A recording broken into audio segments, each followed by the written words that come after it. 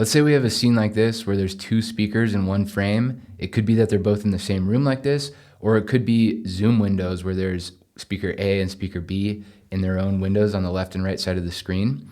To make it where one individual is filling the entire screen, find a part in your video where you want that to happen. So let me just scroll forward here to 5 seconds.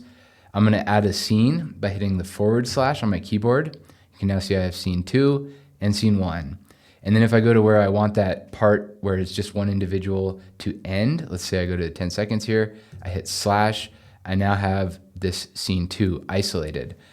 To make it so that this guy on the left fills the whole screen, I just need to select the layer inside of that scene and then drag the corners to resize him so he fills the whole thing.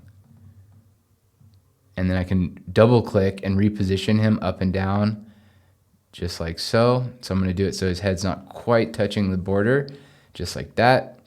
And then if I go into scene 3, it's back to how it originally was. Scene 1 never changed.